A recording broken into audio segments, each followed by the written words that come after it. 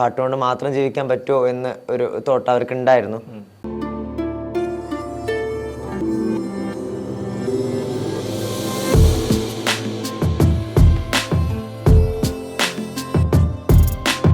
നമസ്കാരം.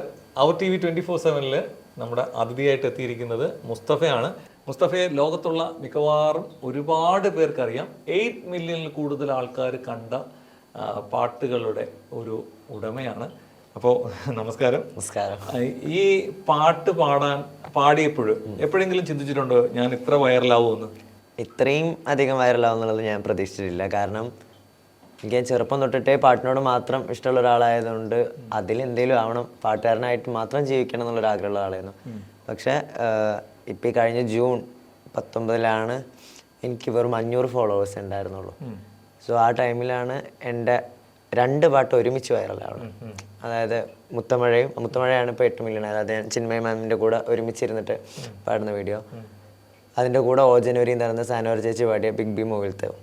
അപ്പോൾ രണ്ടും ഒരേ സമയം വൈറലായത് തന്നെ എനിക്ക് ഈ ഡബിൾ ധമാക്ക എന്ന് പറയുന്ന പോലെ എനിക്ക് ഒട്ടും എക്സ്പെക്ട് ചെയ്യാത്തതായിരുന്നു. ആൻഡ് അത് പാടിയ 2 സിംഗേഴ്സിൻ്റെ ഭാഗത്തു നിന്നും എനിക്ക് അപ്രീസിയേഷൻ കിട്ടി. സാനോർ ചേച്ചി മറ്റേ ആ പാട്ട് ഞാൻ എവിടെ പാടിയത് ഇട്ടാലും അപ്പോൾ ആൾ വന്നിട്ട് എനിക്ക് മെസ്സേജ് ചെയ്യും, നന്നായിട്ടുണ്ടായിരുന്നു. അതുപോലെ തന്നെ ചിന്മയ മാമിനെ നേരിട്ട് പോയി കണ്ട് മുത്തമഴ ഒരുമിച്ചിരുന്ന് പാടാൻ പറ്റി. സോ ഒട്ടും എക്സ്പെക്ട് ചെയ്യില്ല ഇത്രയും അധികം റീച്ച് എടുത്തു. കാരണം ഇപ്പോൾ ഇന്ന ദിവസം എനിക്ക് 46.5K ഫോളോവേഴ്സ് ഉണ്ട്. അപ്പോൾ ഈ 2.5 മാസം കൊണ്ട് എൻ്റെ ലൈഫിൽ ഭയങ്കര വലിയൊരു മാറ്റം ഉണ്ടായിട്ടുള്ളത് പാട്ടിന്. തീർച്ചയായിട്ടും ഒരു വൈറൽ താരമായി മാറി. പിന്നെ ഈ വൈറൽ താരമായതും ഇവിടെ എത്തിയതും എങ്ങനെയാണ്? അതിന് ഏറ്റവും കാരണമായത് മുത്തമഴയാണ്.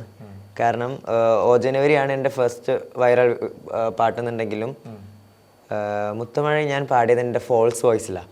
അതായത് മെയിൽ വോയിസിൽ പാടിക്കഴിഞ്ഞ് കഴിഞ്ഞാൽ അത് കേൾക്കാൻ അത്ര ഭംഗിയില്ല എന്ന് തോന്നിയപ്പോൾ ഞാൻ അതിൻ്റെ ഫോൾസ് വോയിസ് യൂസ് ചെയ്തു. പക്ഷേ കുറച്ചൊന്ന് മോഡുലേറ്റ് ചെയ്ത്, അതൊരു ഫീമെയിൽ ഓറിയൻറ്റഡ് സോങ് ആയ കാരണം ഒന്ന് മോഡുലേറ്റ് ചെയ്ത് പാടി. അപ്പോൾ അത് കേട്ട ആൾക്കാർക്ക് ചിന്മയ മാമിൻ്റെ പോലത്തെ ശബ്ദമായിട്ട് തോന്നി. അങ്ങനെ ഒറിജിനലിനോട് അത്രയും സാമ്യം തോന്നുന്നുള്ള പേരിലായിരുന്നു വൈറലായ. അപ്പോൾ അപ്പോഴും എനിക്കത് വലിയ ഇതായിട്ട് മീൻസ് അങ്ങനെ ഉണ്ടോ എന്നാണ് ഞാൻ ഇപ്പോഴും ഇതാക്കുന്നത്. പക്ഷേ ആ ഒരു റീസണാണ് ഇപ്പോൾ ഇന്നലെ അബുദാബിയിൽ എൻ്റെ ഫസ്റ്റ് ഷോ നടക്കാണ്ടായ മെയിൻ റീസൺ. അബുദാബിയിലേക്ക് കൊണ്ടുവന്നത് ആരാണ്? അത് ഡാഡ് മീഡിയ എന്ന് പറയുന്ന ഒരു company and happy baby mobiles, അവരാണ് അത് പ്രസൻറ്റ് ചെയ്തത്. സോ ഇന്നലെ ആയിരുന്നു ഷോ. സത്യം പറഞ്ഞു കഴിഞ്ഞാൽ എനിക്ക് ആ ഷോ പെർഫോം ചെയ്യാൻ പറ്റുമെന്നും വിചാരിച്ചില്ല. കാരണം ഞാൻ അത്രയും കഷ്ടപ്പെട്ട് ഇതുവരെ എത്തിയിട്ട് എനിക്ക് ആ സ്റ്റേജ് പെർഫോം ചെയ്യാൻ പറ്റുമെന്ന് ഞാൻ വിചാരിച്ചില്ല. കാരണം ഞാൻ ഭയങ്കര സിക്കായിരുന്നു. എൻ്റെ ശബ്ദം, അതായത് അതെ, അതാണ് ഇപ്പോൾ ശബ്ദം ഭയങ്കര ബേസ് ആയിട്ടിരിക്കണേ. അപ്പോൾ ഇങ്ങോട്ടേക്ക് വരുന്നതിൻ്റെ മുന്നേ കുറേ പ്രോഗ്രാംസിന് പോയടത്തെല്ലാം ഈ മുത്തമഴ പാടിച്ചിട്ട് അപ്പോൾ ഞാൻ അത്രയും സ്ട്രെയിൻ ചെയ്യല്ലേ. അപ്പോൾ അതുകൊണ്ട് ശബ്ദം ഉണ്ടായിരുന്നില്ല. ഇന്നലെ ഹോസ്പിറ്റലൈസ്ഡ് ആയിരുന്നു. പക്ഷേ എന്തോ പടച്ചോൻ്റെ കാരുണ്യം എന്ന് പറയുന്ന പോലെ എന്ന് വേണമെങ്കിൽ പറയാം. കാരണം ആ പ്രോഗ്രാം ഓൾറെഡി സ്റ്റാർട്ടഡ് ആയിരുന്നു. എന്നാലും ഞാൻ എങ്ങനെയെങ്കിലുമൊക്കെ പാടാൻ വെച്ചിട്ട് പോയി പാടി പ്ലാൻ ചെയ്തെല്ലാം എന്നെ കൊണ്ട് പറ്റുന്നത് പോലെ ഞാൻ പെർഫോം ചെയ്തു. ആ എക്സാക്ട് സൗണ്ട് കിട്ടിയില്ലെങ്കിലും ഞാനത് ഓഡിയൻസിനോട് ഞാനത് ആദ്യം തന്നെ അത് ഒന്ന് ഇൻട്രോ കൊടുത്തിട്ട് ഞാൻ എന്നെ കൊണ്ട് പറ്റുന്ന പോലെ പാടി. ആൻഡ് എൻ്റെ ഫസ്റ്റത്തെ ദുബായ് ഷോ ഞാൻ ചെയ്തു, UAE ഷോ ചെയ്തു. ഹാപ്പി ബേബിയിലാണ് ഫസ്റ്റ്. അതെ, ഹാപ്പി ബേബി മൊബൈൽസും ഡാഡ് മീഡിയയും കൂടെ നടത്തിയ ഷോ ആയിരുന്നു, സാറ്റർഡേ നൈറ്റ് എന്ന് പറഞ്ഞിട്ട്. അപ്പോൾ വളരെ നന്നായി. കാരണം ഫെജോ ആൻഡ് ആര്യ ദയാലി ഇവരെ പോലുള്ള ഓൾറെഡി എസ്റ്റാബ്ലിഷ്ഡ് ആയിട്ടുള്ള ആർട്ടിസ്റ്റുകളുടെ കൂടെ ടോട്ടൽ 5 ആർട്ടിസ്റ്റ്, അതായത് നമ്മളെ രഞ്ജു ചേട്ടൻ്റെ ചാലക്കുടിയുള്ള മറ്റേ കലാഭമണി ചേട്ടൻ്റെ ഇത് ചെയ്യുന്നത്. അപ്പോൾ ആ ആർട്ടിസ്റ്റുകളെല്ലാവരുടെയും കൂടെ ഞാനും ആ സ്റ്റേജിൽ ആ 5 ഒരാളായിട്ട് നിൽക്കാൻ പെട്ടെന്ന് സാധിച്ചതിൽ എനിക്ക് ഒരുപാട് സന്തോഷം. എന്നെ വിളിച്ചതിൽ അവരോട് ഞാൻ ഇതിൽ താങ്ക്സ് പറയാണ്. അതിൽ ഇപ്പൊ എനിക്കറിയാം ശബ്ദം വലിയ പ്രശ്നമായിരിക്കും, എന്നാലും ഒരു വരി ഒന്ന് പാടാൻ കഴിയും? ഞാൻ അതായത് മെയിൽ വോക്കലിൽ മുത്തമഴ പാടിത്തരാം. കാരണം എന്താ വെച്ച് കഴിഞ്ഞാൽ ആ വോയിസ് എനിക്കിപ്പോൾ കിട്ടത്തേ ഇല്ല.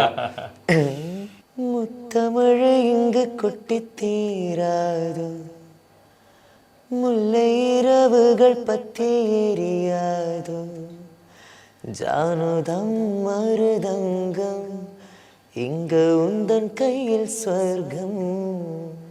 എനിക്ക് അത്രയും തന്നെ ധാരാളമാണ്. ഞാൻ ജസ്റ്റ് ഒരു ലൈൻ കേൾക്കാന്ന് നമ്മളോട് ഇവിടെ വന്നതല്ലേ, അപ്പൊ അതുകൊണ്ട് ആ ഒരു ആഗ്രഹം കൊണ്ട് പറഞ്ഞു. ഈ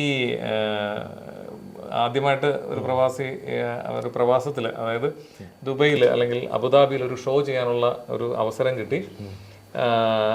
ഇതിലേക്ക് ശരിക്കും ഈ പാട്ട് തന്നെയാണ് എൻ്റെ ഉപജീവനം, അല്ലെങ്കിൽ എൻ്റെ ഒരു പോസിറ്റീവ് പാത്ത് എന്ന് എപ്പോഴെങ്കിലും തീരുമാനിച്ചിരുന്നോ? ഞാൻ ചെറുപ്പം തൊട്ടിട്ടേ പാട്ട് പാടാൻ ഓരോ സ്റ്റേജിൽ കയറുമ്പോഴും എനിക്ക് ഭയങ്കര ഇഷ്ടമാണ്. മുന്നിൽ ആൾക്കാരെ കാണുമ്പോൾ ഞാൻ പാടുന്നതിന് പോലെ തിരിച്ച് റെസ്പോൺസ് ചെയ്യുന്നത് കാണാൻ എനിക്ക് ഭയങ്കര ഇഷ്ടമാണ്. അപ്പോൾ അത് തോന്നിയോ ഞാൻ പാട്ടുകാരനാണല്ലേ, അങ്ങനത്തെ ഒരു ചിന്ത വന്നിട്ടാണ് കണ്ടിന്യൂസ് പഠിക്കാൻ തുടങ്ങിയത്. ഇപ്പോൾ പാട്ടുകൾ ഡെയിലി ഇപ്പോൾ ഒരു പാട്ട് തന്നെ ചിലപ്പോൾ ഒരു 100 പ്രാവശ്യം കേട്ട് അങ്ങനെയാണ് ഞാൻ ഓരോ പാട്ടും പഠിക്കണേ. പിന്നെ വലുതായതിനനുസരിച്ചിട്ട് എനിക്ക് തോന്നി ഇതന്നെയാണ് എൻ്റെ വഴിയെന്ന്. കാരണം ഞാൻ CMA പഠിക്കാൻ കൊച്ചിയിൽ പോയതാണ്. പക്ഷേ അതൊന്നും എനിക്ക് അത്ര കംപ്ലീറ്റ് വർക്കൗട്ട് ആയില്ല. ഞാൻ പല ജോലികളും ചെയ്തിട്ടുമുണ്ട്. പക്ഷെ എനിക്ക് അതൊന്നും വേണ്ടാന്ന് ഉറപ്പിച്ചിട്ടാണ് പാട്ടെന്നെ ആദ്യിച്ചിട്ട് കുറേ വർഷം അതിന് പിന്നിൽ കുറേ നിന്നത്. അപ്പം സ്വാഭാവികമായിട്ടും നാട്ടിലൊക്കെ പാട്ട് പാടുന്നു, വൈറൽ താരമായി, ഇപ്പം ഗൾഫിലെത്തി. ഈ ഷോ കാണുന്ന പലർക്കും തോന്നും, ഇപ്പം ഖത്തറിലായിരുന്നാലും ദുബൈയിലായിരുന്നാലും, ഇനി മുസ്തഫയെ ഒരു ഷോയ്ക്ക് വേണ്ടി വിളിക്കണമെങ്കിൽ എങ്ങനെയാണ് അതിൻ്റെ ഒരു പ്ലാറ്റ്ഫോം?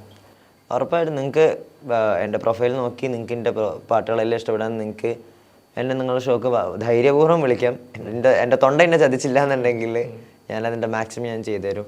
സോ നിങ്ങൾക്ക് എന്നെ കോൺടാക്ട് ചെയ്യാനുള്ള നമ്പർ 70 12 48 95 98. അതിലോട്ട് വിളിച്ചാൽ മതി. നിങ്ങൾക്ക് എന്നായിട്ട് കോൺടാക്ട് ചെയ്യാം. ബാക്കി കാര്യങ്ങളെല്ലാം ഡീറ്റെയിൽ ആയിട്ട് സംസാരിച്ച് നമുക്ക് ഡീൽ ചെയ്യാം. സൂപ്പർ, നല്ല നമ്പറുമാണ് കേട്ടോ. പിന്നെ സ്വാഭാവികമായിട്ട് ഇപ്പം ഗൾഫിൽ ഒരുപാട് ഷോകൾ ഇങ്ങനെ പ്ലാനായിട്ട് ചെയ്തുകൊണ്ടിരിക്കുകയാണ്. തീർച്ചയായും മുസ്തഫയെ 100% ആൾക്കാർ വിളിക്കും. കാരണം മുസ്തഫയുടെ ആ വോയിസ് കൊള്ളാം, പിന്നെ വൈറൽ താരമാണ്. വൈറൽ താരം എന്ന് പറയുന്ന കഴിവില്ലാതെ അങ്ങനെ എത്തത്തില്ല. അത് ബേസിക് ആയിട്ടുള്ള ആ ഒരു കഴിവുള്ളത് കൊണ്ടാണ് എത്തിയത്. പിന്നെ എങ്ങനെയാണ് ഉമ്മയും ഉപ്പയും ഒക്കെ എങ്ങനെയാണ് ഇതുമായിട്ടുള്ള സപ്പോർട്ടിൻ്റെ കാര്യങ്ങൾ?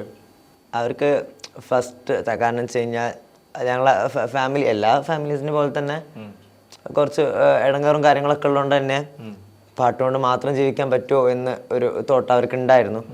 പക്ഷേ പോകെ ഓരോ ദിവസം തോറും വരണ പോലെ എന്നെ കൊണ്ടാവുന്ന പോലെ ഞാൻ ചെയ്തു. ആക്ച്വലി ഇപ്പോൾ ഈ കൊല്ലം തന്നെയാണ് ഈ ദുബായ് എന്ന് പറയുന്ന ഒരു സ്ഥലത്തേക്കുള്ള എൻ്റെ 2 തീരുമാനങ്ങൾ നടക്കണം.